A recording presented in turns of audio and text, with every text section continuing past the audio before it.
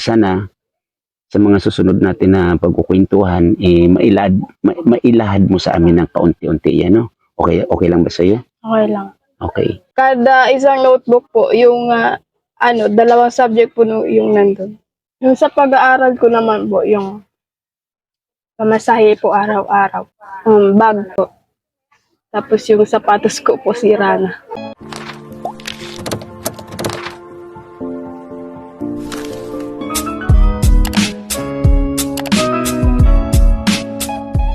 Shoutout mga kalingap. Ayan na, mayroon tayong pupuntahan na isang pamilya at ito naman ay ating babalikan, ano. Maraming salamat po Kuya Bal Santos Matubang at Edna Vlogs, Kalingap Rob.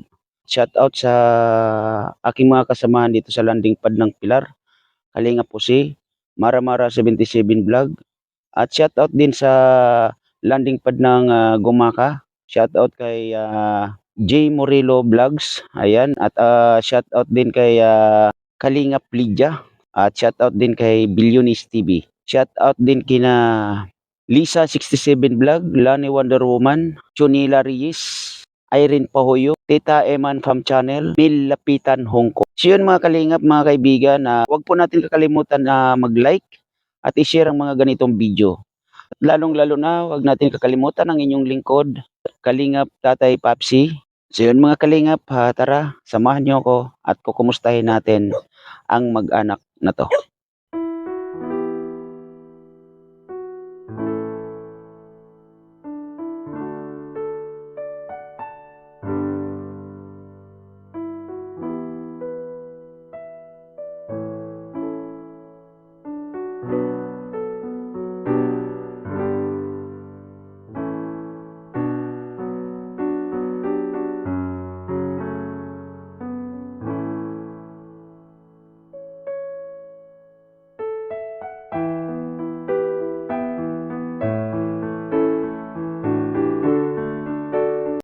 So yun mga kalingap, ito yung papunta sa bahay nila Shelami. Yan. Ito mga kalingap po. Kita ninyo. Yan. Yan. Tayo ay aakyat sa bukid. Yan mga kalingap, mga kaibigan.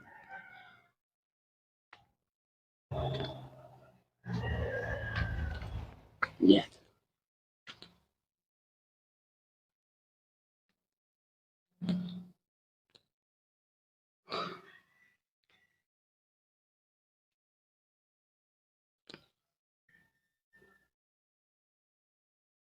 Maraming anahaw, mga puno ng nyug. Yan. Yan mga kalingap.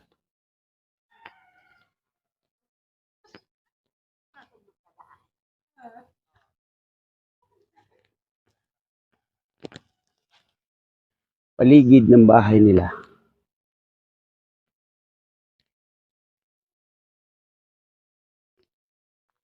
Nay, magandang araw po. Ang ganda ng area ng bahay nila, no? Yan.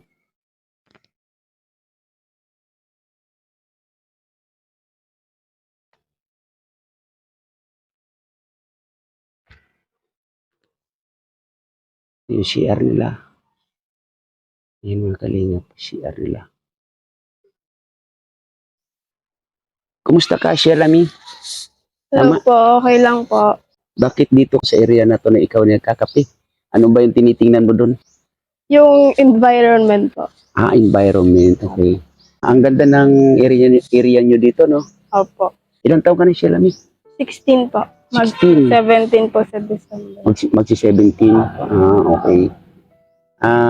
Anong grade ka na sa ngayon? Currently po, grade 12. Grade 12. Opo. Okay. So, graduating ka ng grade 12. Okay. Si mama mo, asaan na yan? Andiyan po yung lola ko, pero yung mama ko po ata nagpapaano dun sa ibang bahay. Pwede ba tayo makapag-usap? Opo. Di po.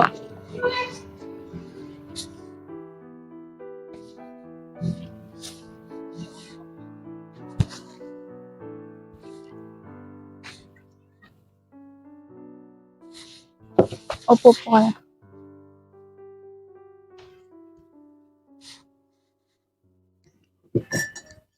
Kamusta ka naman? Okay naman. Sa pag-aaral mo, kamusta yung mga grades mo? Okay naman po yung ano lang. Tama naman po sa expectation ko. First time ko kayo na i-vlog, no?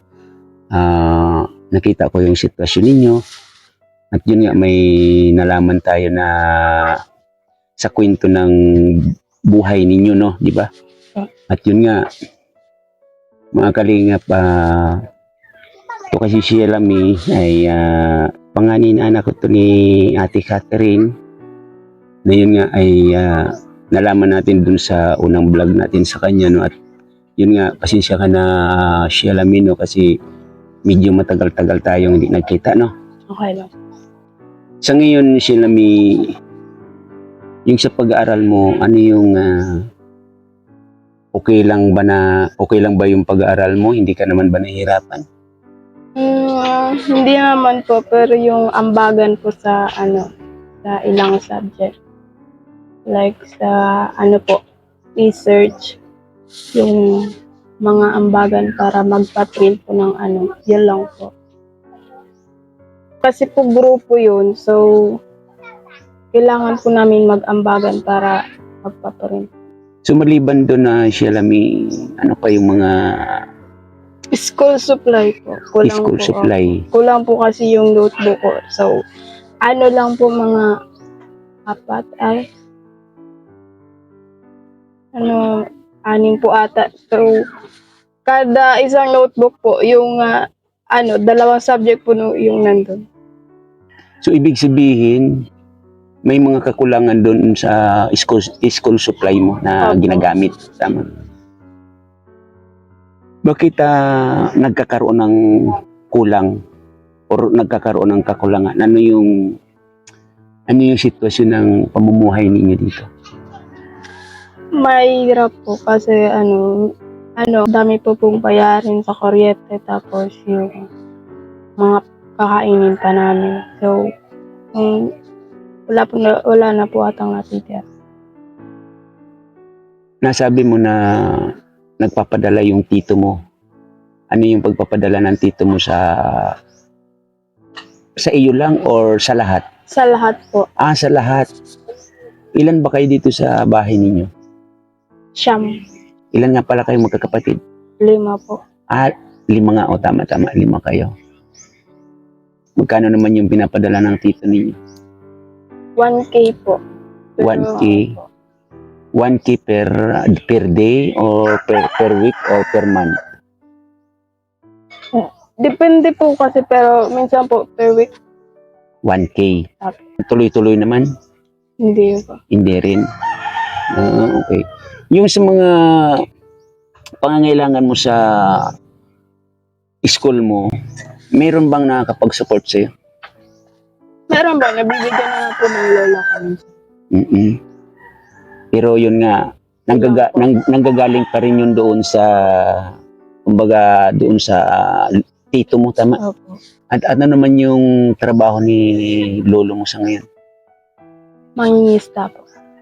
Sa pangingisda ng lolo mo, magkano naman ang naiuwi? Minsan po pang ulam lang. Si lola mo, anong trabaho sa ngayon? Utility po sa barangay.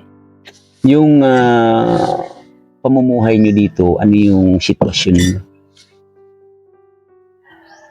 Nakikitira lang po kami dito. So, kapag lang po wala pong napapadalo yung tipo ko, wala po kami ulam. Sa pang-araw-araw ninyo, ano yung sitwasyon?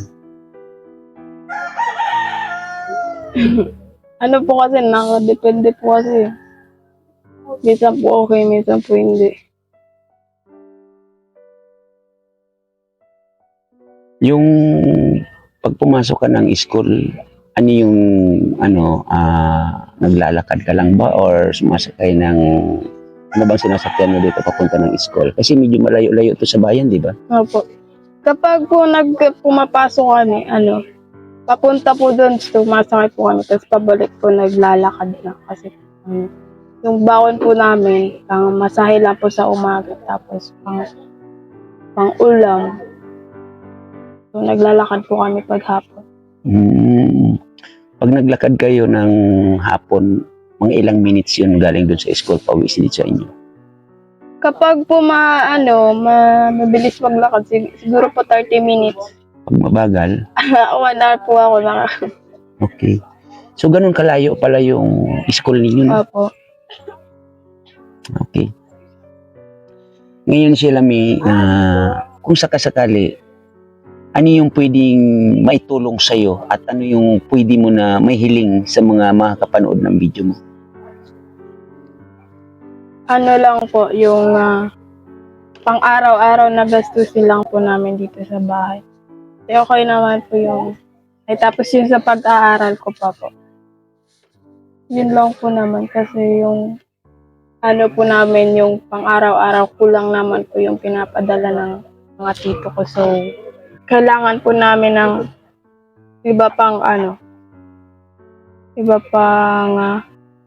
kailangan po namin ng pangtustos sa pang araw-araw. Kasi po yung ano po namin dito, minsan po kulang, tapos minsan po walang ulam. So, kailangan po namin ng tulong. Kung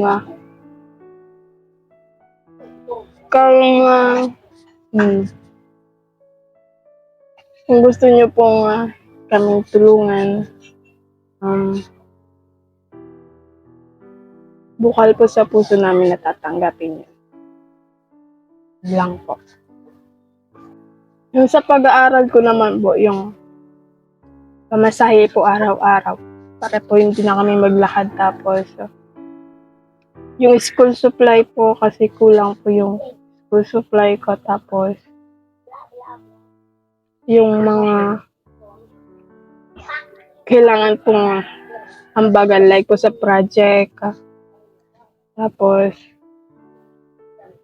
yung pong ambagan namin.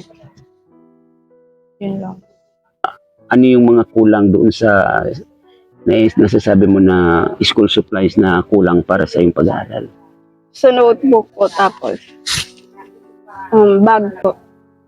Tapos yung sapatos ko po sira na. Okay. So, yun po yung mga kailangan. Tapos, yung nga po yung ambagan sa school. So yun mga kalingap, nadatnan natin si Sheila May. Ay yun, kasalukuyan nagkakape siya, no? Kasi medyo maaga tayong napunta rito, no? At ayun, nabanggit niya yung may mga kulang sa kanyang pag-aaral. Sheila May, huwag kang mag-alala kung ano yung mga kakarating sa iyo, no? Ihahatid namin yan dito sa inyo, no? At sana hindi ito ang huli natin pag-uusap, no? At pagkukwentuhan. Sana makakuha pa tayo ng sana payagan mo ko na mailahad unti-unti yung buhay pamilya ninyo, no? Kasi iba doon sa unang vlog ko sa inyo, hindi tayo nakapagkwentuhan. At ayun, meron kasing nagsabi sa akin na balikan daw kayo at ikaw yung makakapagbigay ng mga kwento about sa inyong family, lalong-lalo na sa sarili mo. Kaya sana sa mga susunod natin na pagkukwentuhan, mailahad mo sa amin ng paunti-unti yan, no? Okay lang ba sa iyo? Okay lang. Okay. So, Sheila May, maraming salamat sa pagpapaunlak ng kwento ng iyong buhay, no?